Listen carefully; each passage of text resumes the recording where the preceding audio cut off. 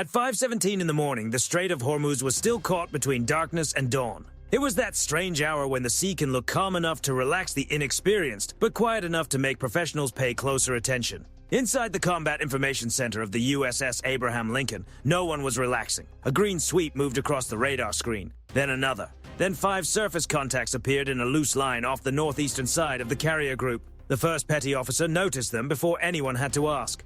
Surface contacts bearing 086, 5 total, range 9 miles, speed increasing. The room changed instantly. Not panic, not confusion, just that silent shift every sailor understands when a routine watch stops feeling routine. Coffee cups stayed where they were. Voices stayed low. Eyes moved from one screen to the next. The Abraham Lincoln was not just another ship passing through open water. She was a 100,000-ton aircraft carrier, a floating airfield packed with aircraft, sensors, steel, fuel, and enough capability to make any commander think very carefully before making a reckless choice. But 5 Iranian naval vessels closing quickly in one of the narrowest and most watched waterways on Earth? That gets attention. On the bridge, the officer of the deck raised his binoculars toward the dark horizon. At first, there was only black water and faint silver light. Then the shapes began to appear. Low hulls, white wakes, radar masts cutting through the morning haze. Bridge CIC. Contacts are altering course. Formation is tightening. The captain stepped onto the bridge wing. He did not raise his voice. He did not need to. Maintain course. Bring the group to heightened readiness. Log everything. That was the first American response. Not a dramatic speech, not a sudden move, just discipline. The first message went out on the international bridge-to-bridge frequency. Iranian naval vessels, this is a United States warship operating in international waters. You are closing at an unsafe speed. Alter course immediately. Static. The message was repeated. Still nothing. Then it was sent again, this time in Farsi. Nothing. Silence at sea can mean a lot of things. A radio issue, confusion, a missed call. But when 5 naval vessels keep moving toward a U.S. carrier group while ignoring direct communication, that does not feel like an accident. It feels like a decision. At 5:20, the closest point of approach dropped below 7 nautical miles. One Iranian corvette moved ahead of the others, sliding out from the formation like the confident guy in a room who has not yet noticed how many cameras are watching him. Its wake sharpened, its speed increased. It was not drifting. It was cutting across the projected path of the Abraham Lincoln. Inside CIC, the picture updated second by second. Lead contact speed, 26 knots. Closest point of approach, 5.8 nautical miles and decreasing. Second contact matching course change. The Abraham Lincoln did not turn. That mattered. A carrier does not casually change course every time someone tries to create pressure, especially not in the Strait of Hormuz, where every movement is watched, recorded, analyzed, and later turned into someone's edited video with dramatic music and questionable captions. So the carrier held steady. On the flight deck, yellow shirts moved with fast, practiced signals. 2 F/A-18 Super Hornets were being positioned near the catapults. Deck crews checked lines, safety steps, launch areas, and final procedures beneath the low red glow of deck lighting. No one was performing for the cameras. No one was acting out a scene. This was not theater. This was procedure. Off the carrier's starboard side, an escorting destroyer adjusted position, opening a cleaner defensive angle. Below its deck, the Aegis combat system was already building a precise track on every vessel in the Iranian formation. Range, bearing, speed, behavior. Behavior was the key word. Ships can make mistakes. Captains can misjudge distance. Engines can have problems. But 5 vessels moving together, refusing radio contact, tightening their formation, and increasing speed toward a carrier group does not look random. At 5:22, the electronic warfare team picked up a radar sweep from one of the Iranian ships. It was not the most serious kind of signal, not yet, but it was focused enough to make the room even quieter. "They're painting us," the electronic warfare officer said. The captain heard it over the internal circuit. His answer stayed calm. "Record emissions, no escalation." That was the difference. The Iranian vessels were trying to create pressure. The Americans were building a record. Every radar pulse was logged. Every course change was saved. Every unanswered message was time-stamped. Long-range cameras on the destroyers zoomed in, capturing hull numbers, deck movement, antenna rotation, and wake patterns. The Iranians wanted a reaction. The U.S. Navy gave them documentation. At 5:24, the lead Iranian ship turned a few more degrees toward the Abraham Lincoln's starboard bow. The closest point of approach dropped again, 4.3 nautical miles, then 4, On the bridge, the captain finally gave the order everyone had been expecting. Launch the Seahawk! A few seconds later, rotors began turning aboard the escort destroyer.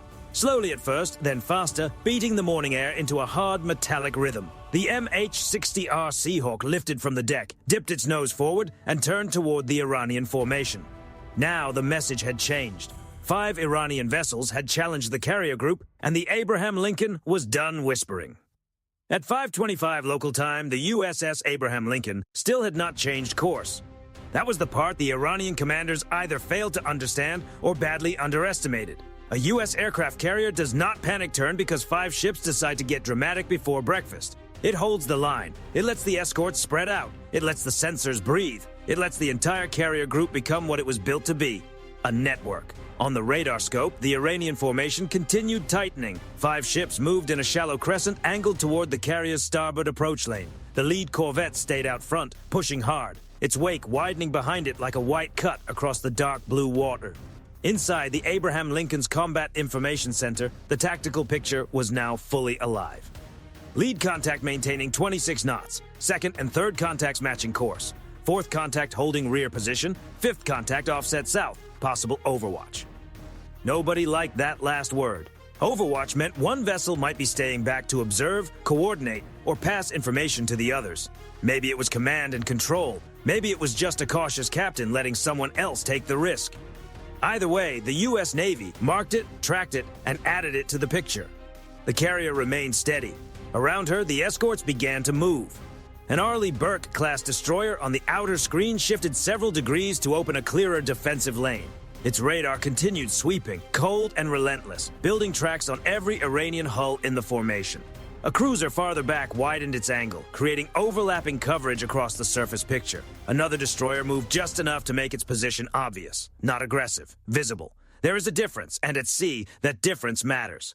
The first rule of a carrier group is simple. The carrier is never alone. She may be the symbol, the headline, the giant silhouette on the horizon. But the real power is distributed. Radar on one ship, air support from another, helicopters in the sky, fighters on deck. Electronic systems listening to everything that chooses to speak. The Iranians were not closing on one ship, they were closing on a system. At 5:27, the bridge sent another message. Iranian naval vessels. This is a United States Navy carrier strike group operating in international waters. Your current course is unsafe. Alter course immediately. Static answered. A second call followed in Farsi. Still nothing.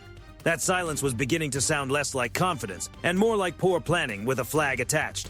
On the flight deck, the Lincoln's crew moved with controlled urgency. 2 F/A-18 Super Hornets sat forward near the catapults, canopies down, pilots strapped in, systems coming online. The red and green position lights glowed against the steel deck. Jet blast deflectors remained lowered for now, but every sailor nearby knew they could rise in seconds. Aviation fuel hung in the air. Steam curled low across the deck. The ocean rolled beneath the carrier like it had no idea a 5-ship argument was forming above it. Below deck, the Air Department waited for the word. Not launch, not yet. Launching fighters too early could give Tehran exactly what it wanted. Footage of American jets roaring into the sky, easy to edit, easy to frame, easy to sell as escalation.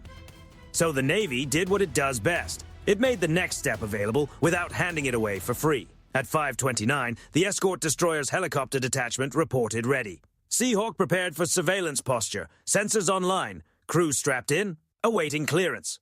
The MH-60R on the destroyer's flight deck was already spinning up. Rotor wash whipped spray from the deck edge, rattling loose straps and snapping fabric covers in the morning air. Under its nose, the sensor turret rotated, stabilized, and searched. The Seahawk was not being sent to start anything. It was being sent to remove doubt. A helicopter can get closer than a destroyer. It can read hull numbers, observe deck activity, record posture, and put a visible U.S. Navy presence directly over the problem without putting the carrier at risk. It is part camera, part warning sign, part very polite airborne reminder that bad choices now have witnesses. At 5:30, the Seahawk lifted clean off the deck. Seahawk airborne. The helicopter dropped low over the water and turned toward the Iranian formation. Its crew kept radio chatter short. The pilot held a steady line. The sensor operator brought the lead contact into view. Heat signatures sharpened. Exhaust stacks glowed. Deck movement appeared in bright, ghostly shapes against the darker hull. Back in CIC, the feed came alive. There's movement near the forward mount. The room went still for half a second. The lead Iranian vessel had personnel near its forward position. Nothing was visibly set in a direct action posture, but people were moving there, and in a moment like this, movement is language. The U.S. destroyer answered with its own quiet signal. Its forward system rotated a few degrees, just enough. No one had to explain what it meant. Everyone looking through binoculars understood perfectly. The United States was not looking to escalate. It was showing that the option existed, filed neatly under, "Please do not make us open this folder." At 5:31, the electronic warfare officer aboard the Lincoln received a new signal classification. Surface search radar from lead Iranian contact, narrow sweep repeating. "They're scanning the group," another watchstander said. Not the most serious category, not a direct cue, but active tracking. The captain listened, expression unchanged. "Continue recording, maintain defensive posture." That was the rhythm. Iran moved closer. America recorded more. Iran pushed harder. America widened the net. Every radar from the Iranian ships was captured by electronic systems. Every bearing change was logged. Every unanswered hail became part of the timeline. The Seahawk's camera feed was time-stamped and stored. The destroyer's radar tracks were synchronized with the carrier's combat system. The Iranians may have thought they were applying pressure. They were actually donating data. At 5:33, the Iranian crescent tightened again. The lead ship held speed. Two others adjusted inward, creating the visual impression of encirclement from the carrier's forward flank. It probably looked bold from their bridge. On the U.S. tactical display, it looked like 5 questionable decisions politely arranging themselves into a briefing slide. The bridge of the Abraham Lincoln sent one more warning. "Iranian vessels, your maneuvers are unsafe. You are creating risk of collision with the United States Navy formation. Alter course now." This time something changed. Not a reply. A signal. One Iranian vessel flashed a light from its bridge. Short, irregular, not a recognized response. The ship kept coming. The Seahawk closed to observation range, staying outside a provocative overflight path. Its camera locked onto the lead ship's bow. The wake was still sharp. The hull was still angled inward. The formation was still pressing. Then CIC called it. Closest point of approach now, 3.1 nautical miles. Time to closest approach, 7 minutes. 7 minutes. That was the clock. 7 minutes for the Iranian vessels to turn away. 7 minutes for one captain to misjudge a course. 7 minutes for a show of confidence to become a real maritime incident. On the Lincoln's flight deck, the jet blast deflectors began to rise behind the waiting Super Hornets. The carrier had not launched them, but now everyone could see them. And sometimes, in naval diplomacy, seeing the door open is enough to make someone reconsider walking through it. At 5:34 local time, the MH-60R Seahawk leveled out just above the water, running parallel to the Iranian formation. Below it, the Strait of Hormuz looked deceptively peaceful. Blue-gray water, thin morning light, white wakes cutting across the surface. From a distance, it might have looked like another tense but ordinary naval encounter. From inside the Seahawk's cockpit, it looked like 5 ships trying to win a staring contest with an aircraft carrier. Bold choice. The helicopter's sensor operator tightened the image on the lead Iranian vessel. The screen showed hot exhaust from the stack, deck crew moving forward, and the forward mount sitting just off-center. Not directly aimed, not visibly active, but not exactly shy either. "Lead contact still closing," the sensor operator reported. "Personnel visible near forward mount." Back aboard the USS Abraham Lincoln, the report moved through the command net instantly. CIC already had the same picture from long-range optics and radar tracks. The Seahawk was confirming what the tactical display had been suggesting for minutes. The Iranian lead was not simply passing by, it was pressing. At 5:35, the Seahawk pilot keyed the radio. "Iranian naval vessels, this is a United States Navy aircraft. You are maneuvering unsafely near a United States carrier strike group. Alter course immediately." The message went out clean. No answer. The pilot repeated it in a slower, sharper cadence. Then the warning went out again in Farsi. Still nothing. That silence was becoming almost impressive. Not wise, exactly. More like watching someone ignore 5 warning signs, 3 locked doors, and a security guard named Mike. The Seahawk held distance, careful not to pass directly over the Iranian ships. That mattered. A low overflight could be framed as provocation. The U.S. Navy did not need to provoke. It already had the larger formation, better visibility, and a cleaner position, so the helicopter stayed just outside the line. Close enough to be seen, far enough to be professional. Inside the aircraft, the sensor turret tracked the lead ship's bridge windows. The video feed was time-stamped, geolocated, and recorded. Hull numbers, deck activity, radar rotation, wake angle. Every detail was stored. The Iranians were performing, the Americans were documenting. At 5:36, one of the Iranian ships on the outer edge of the formation increased speed again. Its bow lifted slightly as it pushed through the chop, throwing spray to both sides.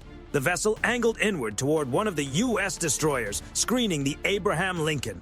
CIC called it immediately. Contact 3 altering course. Closest point of approach with escort now 2.2 nautical miles. On the bridge of the destroyer, the officer of the deck watched the range close. The captain stood beside him, arms still, eyes forward. Sound 5 short blasts.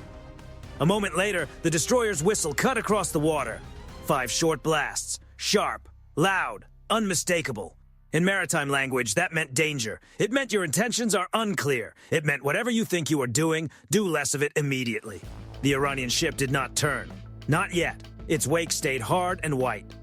On the destroyer, the forward system rotated a few more degrees, not into a direct posture, just enough for anyone with binoculars and a functioning sense of self-preservation to understand the math. The Seahawk circled wider, keeping both the lead Iranian ship and the closing outer contact in frame. Its crew could now see sailors on the Iranian decks. Some stood near railings, some moved aft. One figure on the lead ship's bridge wing appeared to raise binoculars toward the helicopter. The pilot kept his voice calm. "Iranian vessel, you are creating a risk of collisions. Change course now." No answer. At 5:38, the closest point of approach dropped below 2 nautical miles. That was the point where everyone stopped pretending this was normal. 2 nautical miles sounds like a lot from land. At sea, with steel hulls moving at more than 20 knots and commanders trying to save face, it feels like a hallway with bad lighting and too many elbows. On the Abraham Lincoln's flight deck, both Super Hornets were now fully ready. Jet blast deflectors stood raised behind them. Steam curled around the catapult tracks. The pilots waited under closed canopies, heads forward, hands steady. They had not launched, but every Iranian sailor with a view of the carrier could see what came next if the game continued. The Seahawk's sensor operator zoomed in again. Deck crew pulling back from forward mount on lead contact. That was the first good sign. Then a second. Lead contact speed reducing. 26 knots, now 24. It was not a retreat, not yet. But the edge had softened. The Iranian formation still held its crescent, but the lines were no longer clean. The outer ship that had been cutting toward the destroyer began to drift slightly outward. Maybe 3 degrees, maybe 4. At sea, a few degrees can be the difference between a crisis and a report. The U.S. destroyer held course. The Abraham Lincoln held course. The Seahawk stayed overhead, quiet now, camera still rolling. Then the radio finally cracked open. A voice came through in accented English, rough and controlled. "United States warship, this is Iranian Naval Patrol. We are conducting lawful operations. You are advised to maintain distance." On the bridge of the Abraham Lincoln, nobody smiled, but the answer came fast. "Iranian Naval Patrol, this is United States Navy. We are operating in international waters. Your unsafe maneuvers are being recorded. Alter course and maintain safe separation." There it was. The first break in the silence. Not an apology, not a surrender, but communication. And communication meant the Iranians had decided they were no longer interested in pretending they could not hear. At 5:40, the lead ship slowed again. 22 knots. The outer contact widened its turn. The closest point of approach began increasing. Inside CIC, the tactical display changed shape. The Iranian crescent was loosening. The pressure line was bending away from the carrier. The Seahawk completed one more wide orbit. Its sensor stayed locked. Its crew kept watching. No dramatic exchange, no collision, no sudden headline. Just one helicopter, 2 ready fighters, 3 U.S. escorts, and a carrier that never had to turn. The Iranians had moved in to test the Abraham Lincoln. Now they were learning the uncomfortable part. When you challenge a U.S. carrier group, the first thing that shows up is not fear. It is procedure. At 5:41 local time, the first F/A-18 Super Hornet launched from the deck of the USS Abraham Lincoln. The catapult fired with a sharp metallic crack. Steam rolled across the flight deck. The jet shot forward, dipped for half a second over the bow, and climbed into the morning sky, twin engines glowing against the pale horizon. 10 seconds later, the second Super Hornet followed. No threats, no theatrics, no dramatic radio message, just 2 American fighters climbing above the Strait of Hormuz like the Navy had decided the conversation needed adult supervision. Below them, the Iranian formation was no longer as clean as it had been 5 minutes earlier. That mattered. At the start of the encounter, the 5 Iranian vessels had moved with confidence. 1 forward, 2 offset, 1 trailing, 1 hanging back like a coordinating ship. From a distance, it had looked organized, maybe even intimidating. Now the geometry was changing. The lead ship had slowed. The outer contact was drifting away from the American destroyer. The rear vessel was holding farther back. The shallow crescent was beginning to lose its shape. Inside the Abraham Lincoln's Combat Information Center, the watch team saw it happen in real time. Lead contact speed, 21 knots. Contact 3 widening course. Closest point of approach increasing. That last phrase carried weight. Closest point of approach increasing meant the risk was dropping. It meant the immediate pressure was easing. It meant somebody on the Iranian side had looked at the carrier, the destroyers, the Seahawk, the fighters overhead, and the entire tactical situation, then quietly decided that caution was a very attractive option. Nobody on the American side celebrated. They kept recording. That was the part Iran had not seen coming. The Iranian ships had moved in thinking the challenge was physical. Hull against hull, nerve against nerve, wake against wake. Get close, look bold, force the Americans to react, and maybe walk away with a headline. But the U.S. Navy was not playing that game.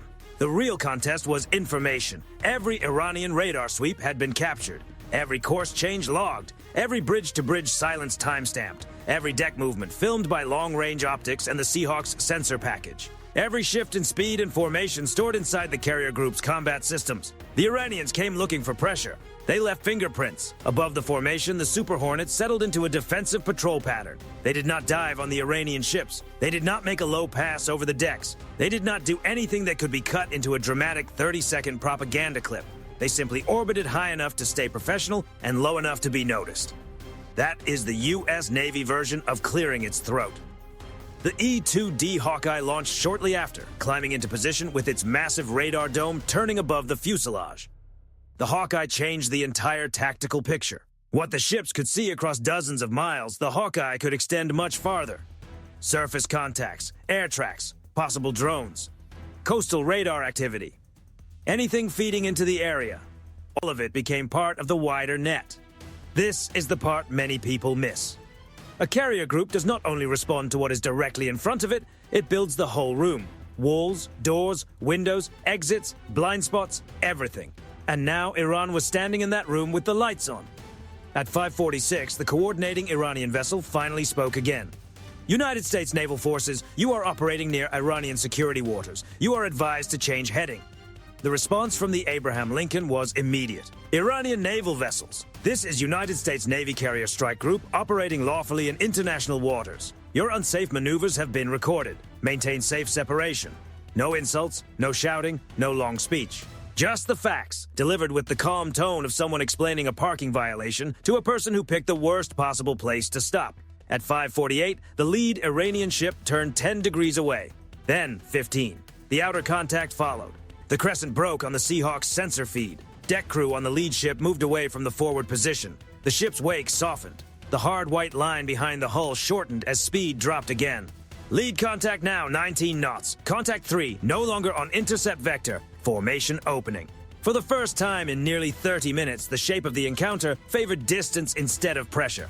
Still, the Americans did not relax. That is not how this works. A ship turning away can still turn back. A radar signal can still change character. A commander embarrassed in front of his own formation can still try one last move to save face. So the destroyers kept their angles. The Seahawk kept its orbit. The Super Hornets held patrol. The Hawkeye watched the sky. The Abraham Lincoln kept moving forward, steady as a courthouse. The Iranian ships had wanted the carrier to turn. It never did. They had wanted the carrier group to overreact. It never did. They had wanted a moment of American hesitation. They got a time-stamped record of their own hesitation instead. At 5:52, the closest Iranian vessel passed outside 6 nautical miles and continued widening. The rear vessel lingered for another minute, then adjusted course eastward. That was the quiet retreat. Not dramatic, not fast, not the kind of thing anyone would proudly admit in a press release. But at sea, you do not need a confession. You watch the wake, and the wake was moving away. Inside CIC, the final call came calmly. Threat posture decreasing. Continue monitoring. The captain gave one short nod. Maintain course. That was it. The USS Abraham Lincoln had not used force. The destroyers had not escalated. The Seahawk had not crossed the line into provocation. The Super Hornets had not made the situation worse. And yet the Iranian formation was the one breaking apart. That is the uncomfortable truth of modern naval power. Sometimes dominance does not sound loud. Sometimes it sounds like a calm voice on the radio, a helicopter camera recording every second, and 2 fighter jets overhead reminding everyone that restraint is not the same thing as weakness. By 5:55, the Iranian ships were still visible on radar, but the challenge was over. They had moved in as a formation. They were leaving as separate contacts. By 5:56 local time, the Iranian vessels were still on radar, but they were no longer closing. That was the difference. A few minutes earlier, 5 naval vessels had been driving toward the USS Abraham Lincoln's starboard flank, tightening their formation, ignoring hails, and trying very hard to look like the opening scene of a regional crisis. Now their wakes were stretching away from the carrier group. Longer, softer, less aggressive. They had not disappeared.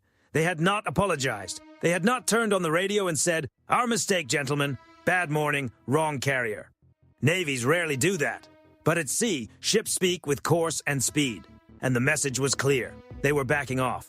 Inside the Abraham Lincoln's Combat Information Center, the crew kept tracking every contact. No one relaxed just because the formation had broken. A retreat can become a feint. A ship opening distance can suddenly turn back. A radar in search mode can change with one poor decision. So the U.S. Navy did what it had been doing from the beginning. It watched. The lead Iranian vessel was now outside 7 nautical miles. The second and third contacts had opened their spacing. The fourth remained slightly behind, no longer aligned with the carrier's projected path. The fifth, the one suspected of acting as command or overwatch, continued shadowing from farther east. Contact 1 speed, 18 knots. Contact 3 no longer converging, formation dispersed. The captain stood on the bridge, eyes forward, posture unchanged. Maintain course. That order said everything. The USS Abraham Lincoln had not turned away. It had not rushed out of the area. It had not handed anyone an easy headline about a U.S. carrier backing down under pressure in the Strait of Hormuz. The carrier simply kept moving. That is the part some people miss when they imagine naval power as dramatic scenes and loud moments. Sometimes power is quieter than that. Sometimes it is a 100,000-ton aircraft carrier holding course while 5 smaller ships slowly realize they mistook restraint for hesitation. Bad math. Above the carrier group, the Super Hornets continued their patrol. Their posture remained defensive. No aggressive dive, no low pass, no unnecessary move. Just enough presence to remind everyone below that the sky also belonged to the carrier group. The Seahawk completed another wide orbit before turning back toward the destroyer. Its cameras were still recording. Its sensor package had captured the entire sequence. The approach, the unanswered radio calls, the dangerous closing angles, the deck movement, the slowdown, and the turn away. That footage mattered. Not because it would make a great trailer, though let's be honest, it probably would.